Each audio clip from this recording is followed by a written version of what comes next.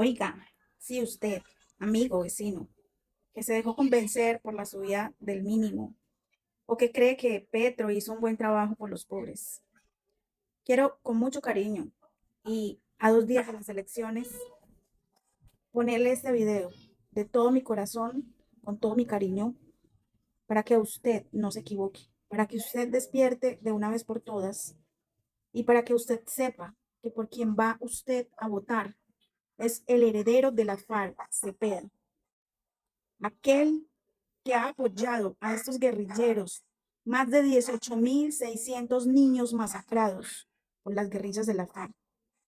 A ese es que usted le va a dar su voto. No lo quiero convencer, pero sí quiero por lo menos que usted tenga conciencia con este video que le voy a dejar acá, de quién es la persona que usted quiere colocar de presidente. El heredero, una herencia maldita.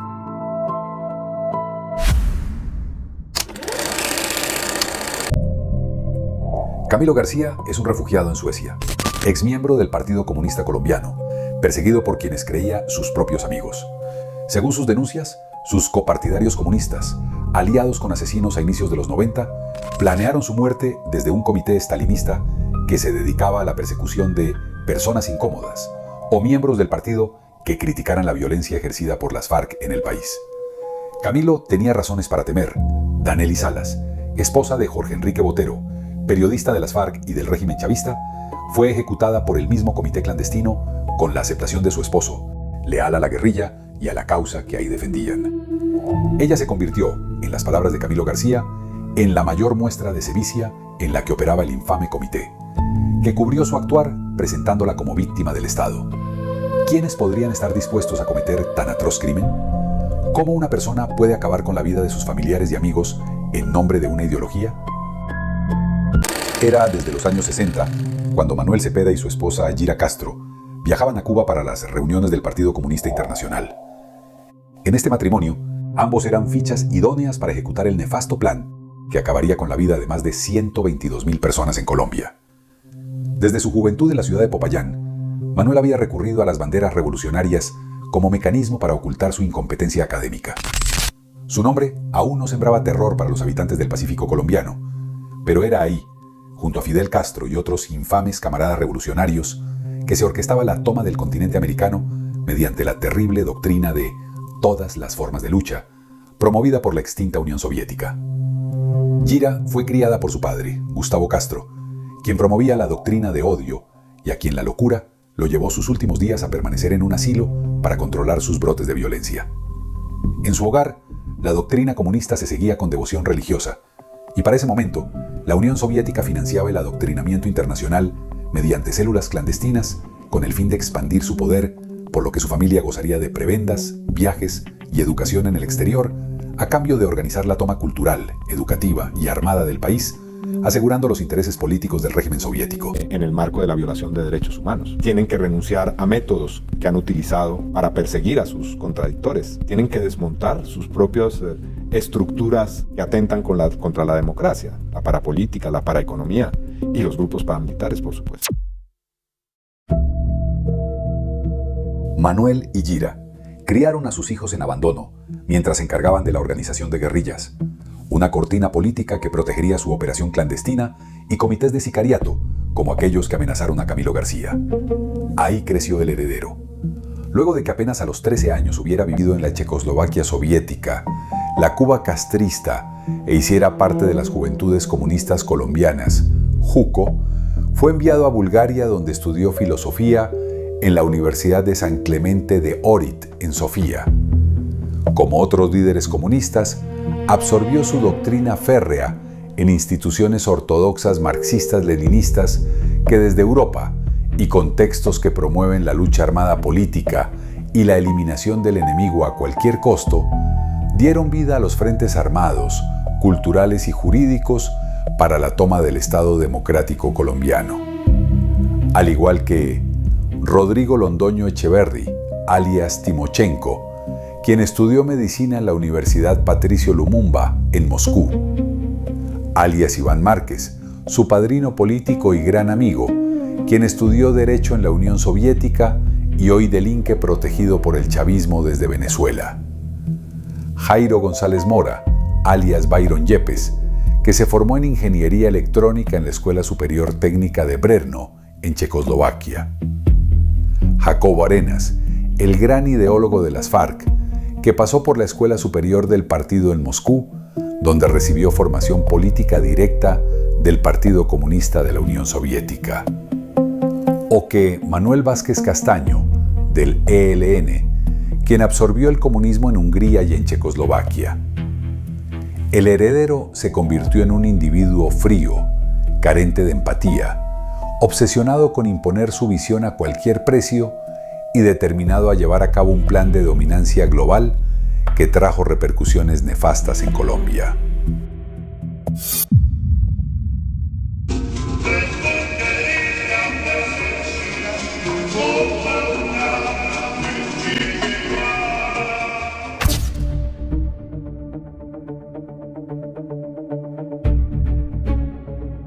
Adoctrinados, los soldados de la ideología comunista y revolucionaria se reencontraban en la infame Casa Verde, una histórica propiedad ubicada en La Uribe, Meta, donde Manuel Marulanda y el secretariado fundaron las FARC antes del mito de Marquetalia.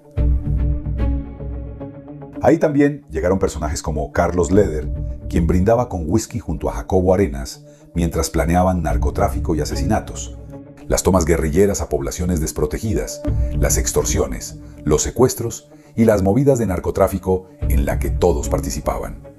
Fue ahí mismo donde algunos de los crímenes, que hoy ondean como banderas en las marchas de izquierda, fueron tejidos con sangre de sus propios camaradas, borrándolos del mapa cuando dejaban de ser convenientes para sus planes. Pues no es coincidencia que solo los más leales miembros de las células comunistas y aquellos que comulgan con la violencia como medio hayan sobrevivido a las épocas de purga. Ellos mismos se volvieron contra cualquier camarada que se desligara del actuar criminal, y si eran amigos, se convertían en presas fáciles para silenciar sus críticas.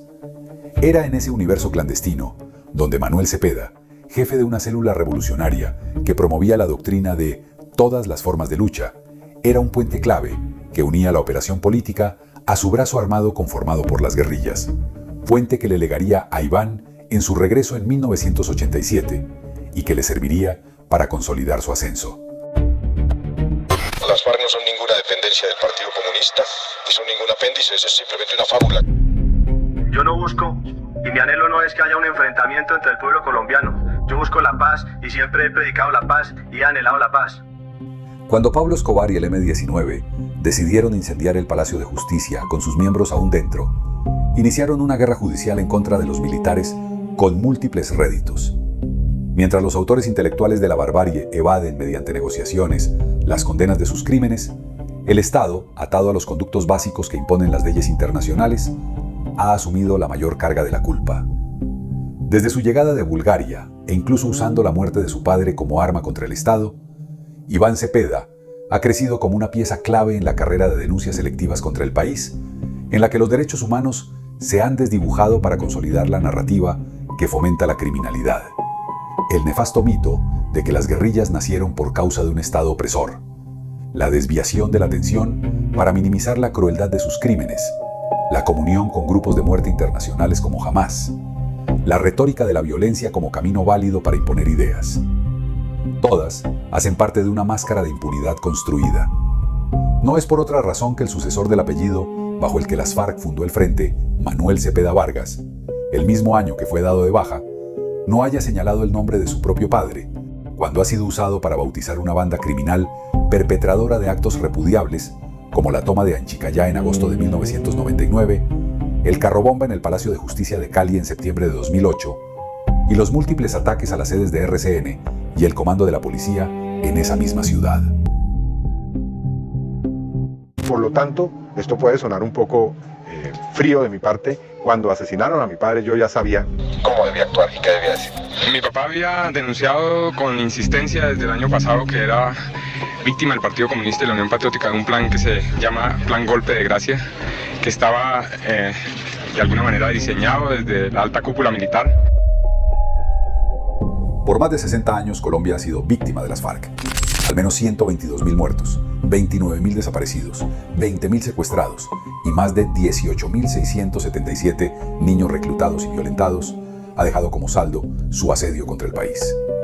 Consciente del repudio social que causa la imagen de las guerrillas y el rastro de terror sembrado a su paso, el matrimonio comunista entre narcotráfico y política clandestina ha optado por la desviación de la atención y el revisionismo histórico, que ha maquillado páginas enteras de la historia de Colombia.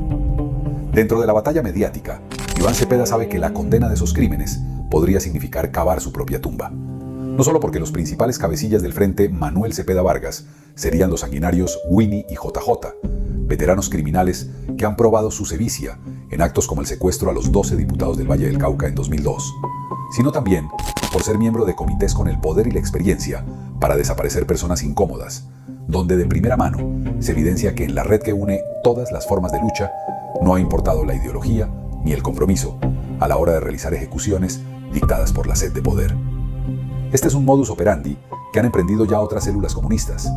Así fue como pasó con la UP, que se hizo incómoda mientras sobreviviera para los que aún sostenían las armas, pero que su asesinato selectivo, aunque proviniera de fuego amigo, era una excusa para seguir avivando el asedio armado.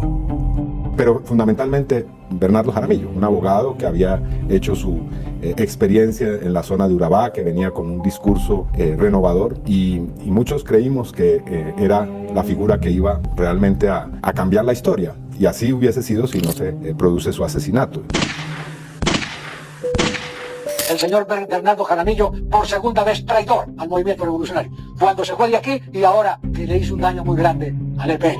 Bernardo Jaramillo es el compañero llamado Raúl, aquel que llamaban el dengue, que desertó del Quinto Frente llevándose 14 guerrilleros, 14 fusiles, 8,5 millones de pesos y unos papeles muy importantes de negocios que tenía el Quinto Frente. Y el Quinto Frente, al mando del compañero Nariño, estuvo durante un año persiguiéndolo, no para premiarle su actitud, sino para otra cosa, y gracias a las piernas, porque le rinde correr mucho, Nariño no pudo cumplir su tarea. Entonces, por ejemplo, los dirigentes del M-19, ¿qué? Carlos Pizarro no fue desertor de la FARC, Álvaro Fayal no fue desertor de la FARC, bueno, y otros te da un poco de dolor porque por fin a última hora tuvieron posiciones muy buenas y muy unitarias y cosas de eso. Pero la mayoría de la dirigencia del M-19 fueron desertores de FARC.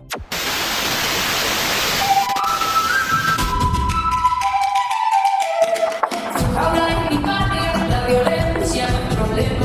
En el frente tu miseria es mi bandera. En ese caso, no había un acuerdo de desmovilización, y los miembros que optaron por un camino lejos de las armas fueron eliminados uno a uno, con el silencio y la complicidad de las FARC, quienes protegieron siempre la mentira que les permitiera continuar su actuar criminal, atribuyendo esas muertes al Estado antes que proteger la vida de quienes defendían su retorcida visión política. Así sucedió con García, quien redactó un artículo en contra de los métodos del brazo armado del comunismo liderado por las FARC. El heredero no es una persona que acepte la controversia, y aunque compartiera una visión política con García, dudar de los métodos sangrientos que han utilizado para hacerse del poder lo convertía en enemigo y en una persona incómoda. Así se dio el camino a su exilio, perseguido por aquellos que promueven su represión disfrazada de política, pero cuyo actuar condenó al país entero a la violencia y a la deformación de la ética nacional, en un esquema donde las guerrillas estalinistas como las FARC y el ELN cubano y maoísta hacían parte de la estrategia bélica y armada, mientras Cepeda operaba la estrategia pública para lavar las aberraciones de sus camaradas y preparar el terreno para la toma del país. Cuando el 4 de febrero de 2008 se organizó la marcha más grande que ha visto Colombia en contra del accionar de las FARC, 5 millones de colombianos dijeron no al secuestro perpetrado por el grupo criminal. No hubo violencia en las calles, ni civiles o policías heridos, ni comercios destruidos. Era el grito silencioso de un país hastiado de la narcoguerrilla y un duro golpe a su imagen pública. Ellos lo sabían, y Cepeda, como miembro del brazo político y jurídico de aquella organización, tenía la tarea de minimizar el golpe.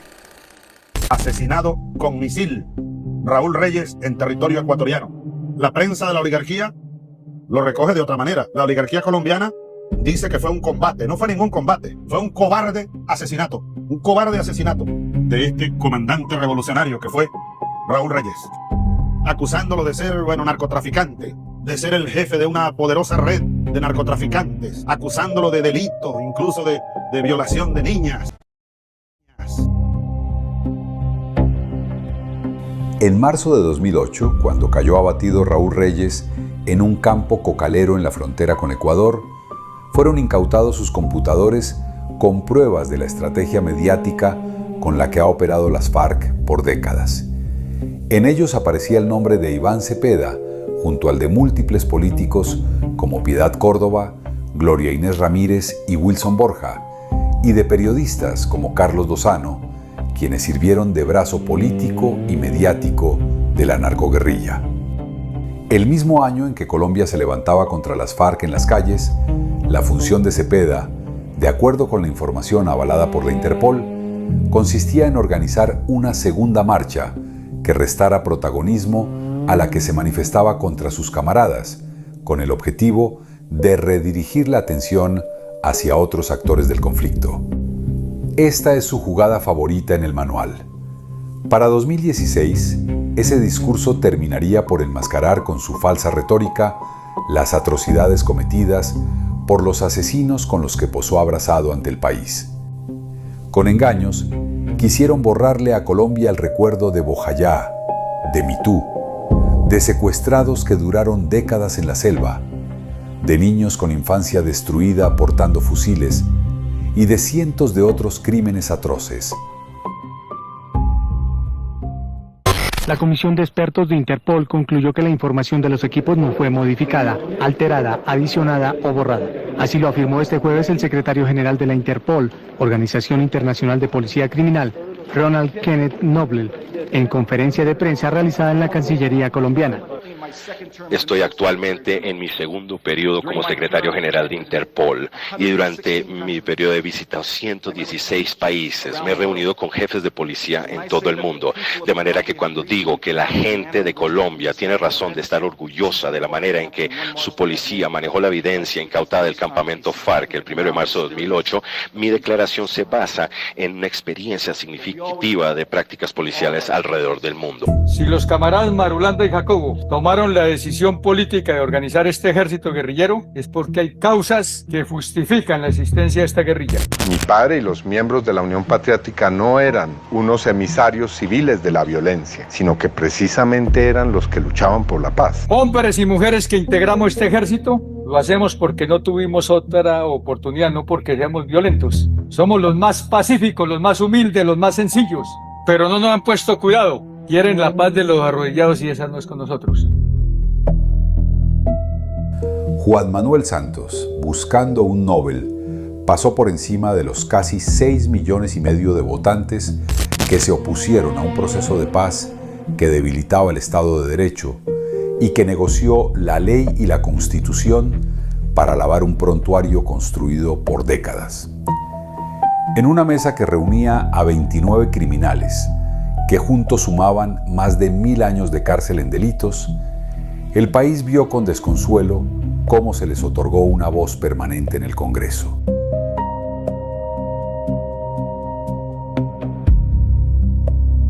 ¿Cómo nadie logró detenerlo? ¿Cómo se hizo tan grande esa cortina? En la lucha del comunismo por derrotar a la democracia, este sería el arma que le daría la victoria en 2022 con la toma del poder por medio de la violencia de una coalición del M-19, las FARC, el ELN y la corrupción política organizada de Colombia en cabeza de Gustavo Petro, otro militante de la doctrina de someter al Estado y a la democracia usando el salvajismo de los grupos criminales. Es cuanto menos triste ver que la unión de todas las formas de lucha hoy rinda frutos electorales luego de tanta sangre que se ha derramado en el país. El aparato jurídico montado por Iván Cepeda y la violencia alimentada por la coca les ha permitido pisotear la Constitución y poco a poco ir borrando la memoria colectiva. Apoyados en la Constitución y en la ley que juré cumplir como presidente de Colombia, y con la confianza irrestricta en la capacidad de reconciliación de los colombianos, he tomado esta noche la decisión de ordenar el despeje por parte de la fuerza pública en los municipios de La Uribe, Mesetas, Macarena, Vistahermosa del departamento del Meta y de San Vicente del Caguán en el departamento del Caquetá. Los procesos de paz han sido el ingrediente fundamental de la lucha por una transformación histórica en Colombia y han ganado incluso hasta la posibilidad de convertirse en gobierno, como ha ocurrido después del 2022 con el gobierno que preside Gustavo Petro. También hay otras mesas de diálogo y otros procesos de paz. Los crímenes de ese aberrante matrimonio están siendo lavados y perfumados, sus prontuarios tachados y los libros de historia olvidados. Todo materializado mediante la retórica de la falsa paz que llegó a Colombia, firmada en la cúspide de la pesadilla comunista en América Latina, La Habana. Año tras año, los autores de brutales crímenes son obviados de responsabilidad por grupos y colectivos de abogados financiados para defender un artificial victimismo que contribuya a exaltar a la insurgencia, mientras elimina todo aquello que incomode su retórica.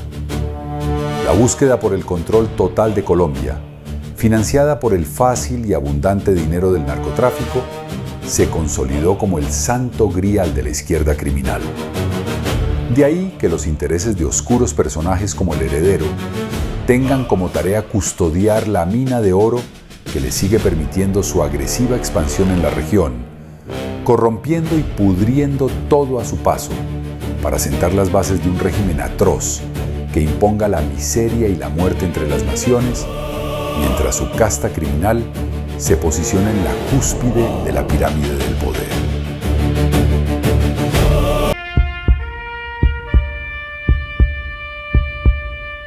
Puerca, porque ahí sí lo vamos a apretar otros 4 años nosotros.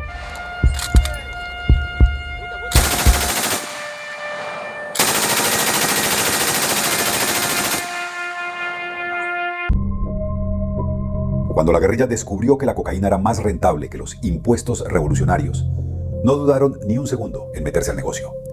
El fortín castrista ha carecido de capacidad para financiar la dominancia hegemónica a la que aspira la doctrina comunista en el resto de Latinoamérica. Y en Colombia, el brazo armado formado para derrocar la democracia necesitaba fusiles, morteros y dinero, en cantidades que el secuestro, la extorsión y el robo ya no alcanzaban. Los cabecillas guerrilleros sabían esto y no dudaron en abrazar la cocaína, que se presentó como la gallina de los huevos de oro, con la que moldearían naciones enteras.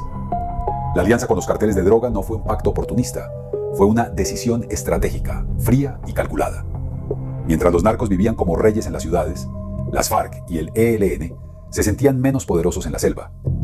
Poco a poco se pactaron reuniones entre capos del narcotráfico y cabecillas guerrilleros, donde la protección de cultivos, laboratorios clandestinos, corredores de exportación y control territorial se daba a cambio de dinero en efectivo y armas, sellando un matrimonio siniestro y duradero que convirtió a la guerrilla en socia privilegiada del narcotráfico, mientras fungía como sicaria del Partido Comunista. En el corazón de la camarilla intransigente estaba Manuel Cepeda Vargas, padre del heredero. Él era uno de los líderes más radicales, fiel a una línea dura que jamás perdonó la disidencia y que operaba como el cerebro político de las FARC. Esa misma maquinaria fue usada para eliminar figuras como José Cardona Hoyos, miembro del Comité Ejecutivo, quien cometió el error capital de oponerse radicalmente al nexo entre armas y política. Cardona denunció que hacer política con fusiles traería una espiral de muerte que terminaría devorando a los propios comunistas. Advirtió que en un país con el recuerdo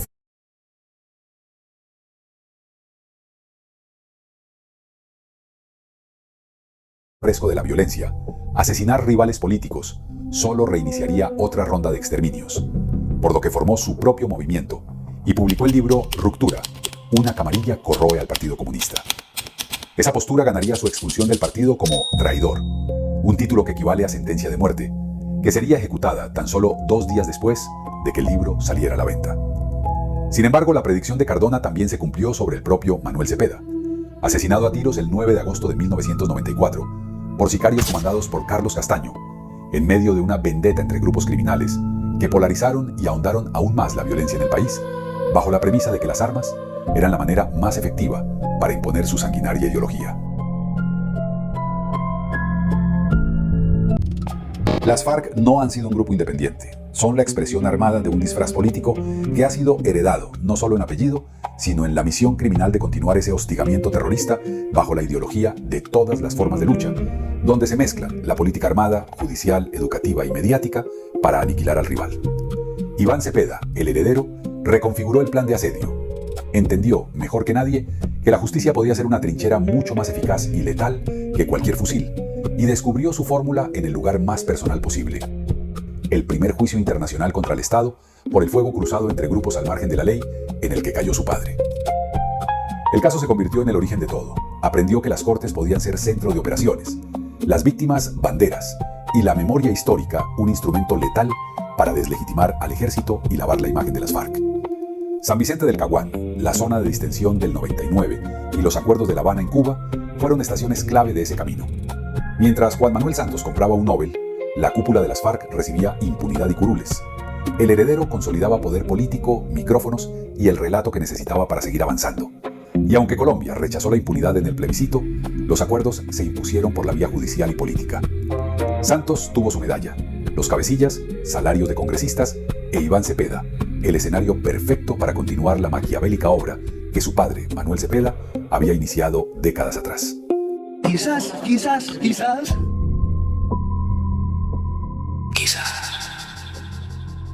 Chávez es el arquitecto de un nuevo orden en nuestro continente, de una integración profunda de nuestros pueblos, de nuestras historias, de nuestra cultura. Y creo que será recordado siempre y por siempre. Colombianos, cesó la horrible noche. Cesó la horrible noche de la violencia que nos ha cubierto con su sombra por más de medio siglo. Junto a la mano blanda que presentaba el gobierno colombiano, la dictadura chavista se convirtió en refugio, retaguardia y centro de operaciones. El heredero nunca ocultó su devoción por Chávez, a quien llamó arquitecto de un nuevo orden continental, y elevó a categoría de héroe. Hasta hace poco defendió con ferocidad a Nicolás Maduro y al narcorrégimen venezolano, incluso mientras Venezuela se hundía en dictadura, represión, narcotráfico y miseria. Su apego no es solo ideológico, es estratégico. Venezuela es el santuario de sus aliados armados y el cumplimiento vivo de la macabra pesadilla continental que su padre, Manuel Cepeda, ayudó a forjar.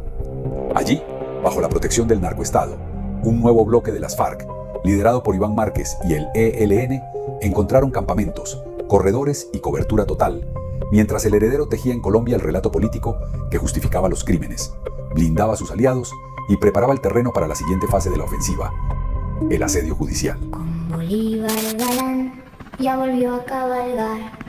No más llanto y dolor de la patria. El reclutamiento de niños, niñas y adolescentes nunca debió de ocurrir. Somos pueblo que va tras de la libertad, construyendo la senda de paz, guerrilleros de las FARC. Reconozco, además, que ocurrieron hechos de violencia sexual Con el pueblo a triunfar, por la patria, la tierra y al interior de la organización, guerrilleros de las FARC. y prácticas como los abortos forzados y otras conductas. A la voz de la unidad, alcanzar la libertad.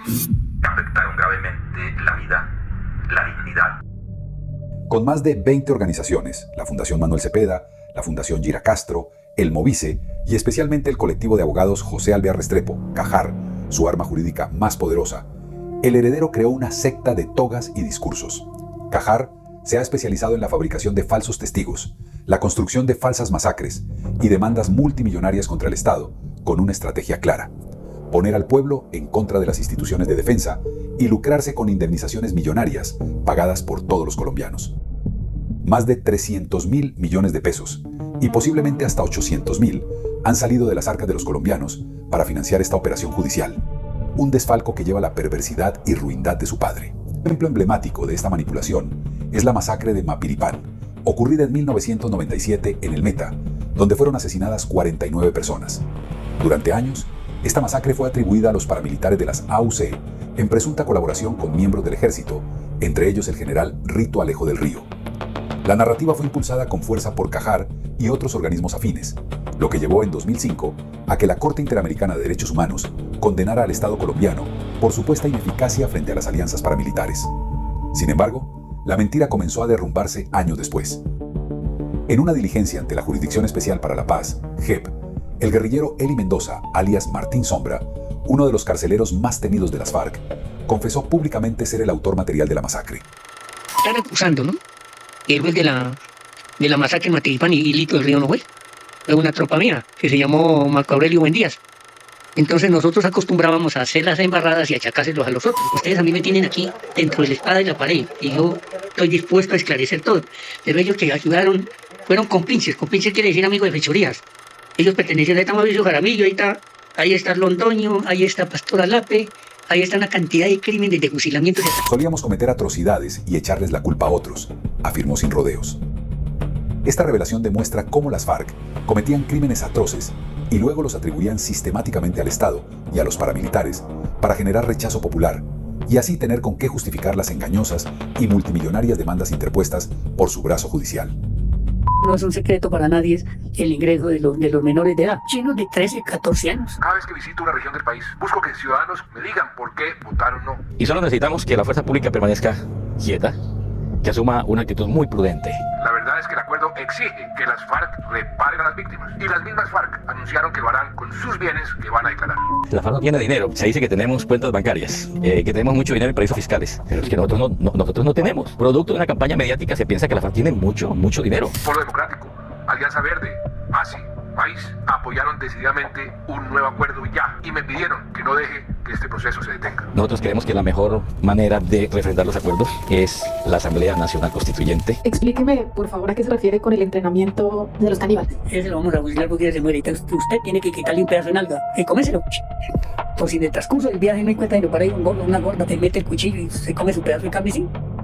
Hemos aprobado la justicia restaurativa, la justicia reparadora, y hemos dejado atrás modelos de justicia como la punitiva, que son del medioevo. Ahora lo moderno es esto.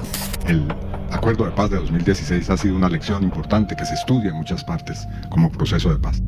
El heredero, junto a su compañera sentimental Pilar Rueda, actual asesora en la Unidad de Investigación y Acusación de la Jurisdicción Especial para la Paz, JEP, en temas de violencia sexual y enfoque de género, y al magistrado César Reyes de la Corte Suprema de Justicia, ha orquestado algunos de los procesos judiciales más escandalosos contra sus adversarios políticos. Mientras Pilar Rueda protege en la JEP la narrativa favorable a las FARC en casos como el de Jesús Santrich, el heredero impulsa desde el Congreso y los medios la persecución implacable contra los enemigos de las FARC con una estrategia aprendida junto a Piedad Córdoba, basada en recolección y fabricación de testimonios en Colombia y Estados Unidos contra sus enemigos políticos a cambio de prebendas, que difunde en el suelo fértil arado por FECODE durante décadas.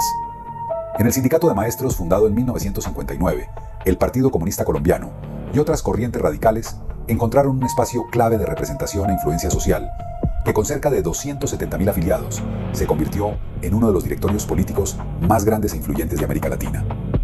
Desde la década de 1970, militantes de ese grupo y de la Juventud Comunista, JUCO, comenzaron a ganar protagonismo en las bases y directivas del magisterio, que aunado a una fuerte presencia histórica en cuadros directivos dentro de la CUT, han facilitado que FECODE y el Partido Comunista coincidan de manera sistemática en la planeación de paros nacionales, movilizaciones y pliegos de peticiones, mientras los docentes afiliados utilizan las aulas públicas para el adoctrinamiento ideológico afín a las tesis del comunismo y de la izquierda radical. Esta relación histórica, ideológica y de cohabitación política dentro del movimiento ha hecho que generaciones de educadores públicos insistan y adoctrinen a sus estudiantes para que en 2026 voten por Cepeda, tal como lo hicieron con Petro en 2022, e incluso financiando su campaña con dinero por fuera de las cuentas oficiales. Oye, ¿por qué se calienta tanto tu teléfono? No es normal. No lo sé. También se queda sin batería muy rápido. Esto es para llegar con miras al 2022 y seguir mucho más allá, para derrotar al Centro Democrático, para derrotar la ultraderecha y llegar al poder en el 2022. Eso es de dar valiente. Entonces tenemos que cambiar la táctica.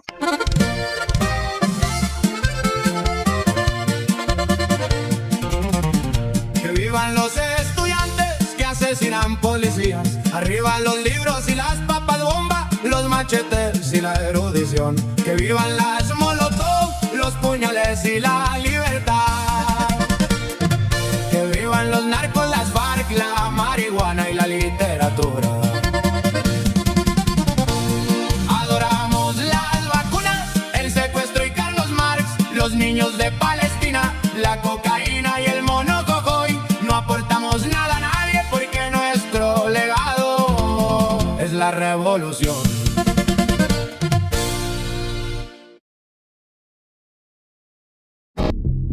Las consecuencias del discurso comunista que FECODE prolifera se observaron durante el mal llamado estallido social de 2021 y la conformación de la Primera Línea, un grupo de milicianos urbanos cuya violencia, bloqueos, ataques a estaciones de policía, incendio de comercios y la destrucción del transporte fueron legitimados por el heredero ante la opinión pública.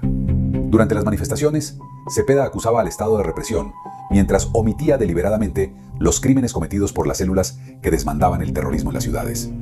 Es un hecho comprobado que esta operación fue cuidadosamente organizada y financiada por el ELN, las FARC y capos del narcotráfico, quienes aprovecharon la pandemia para simular un descontento popular y desestabilizar al gobierno del presidente Iván Duque, y en donde la primera línea fue el brazo visible de esa ofensiva guerrillera, tomando ciudades enteras, asesinando civiles inocentes y policías, y generando un caos generalizado que prácticamente ató de manos al Ejecutivo.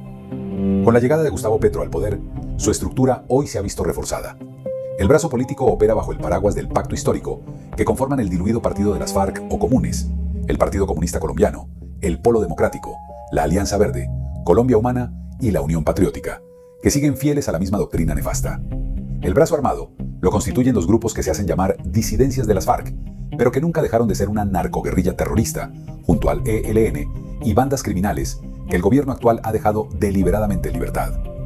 Cuentan además con organizaciones campesinas e indígenas, como la Minga y el CRIC, alimentadas con contratos multimillonarios para sus caciques, que sirven como estructuras paramilitares que engrosan manifestaciones, bloquean ciudades enteras, intimidan a la ciudadanía e imponen agendas por la fuerza. De esta manera, tras la cortina de los derechos humanos, ONGs, jueces, medios y millones de dólares en cooperación internacional, opera con precisión quirúrgica la sevicia de Cepeda contra Colombia.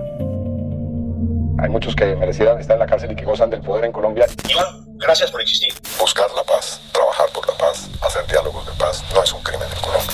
Es de los imprescindibles. Su tenacidad y su ejemplo en la búsqueda de la paz de Colombia ha sido un acicate y un estímulo para quienes estamos en esta brega por la paz. Ni es un delito, ni puede ser tenido como una actividad que genere vergüenza o culpa, no, es un deber constitucional. Los gavilanes estamos contigo.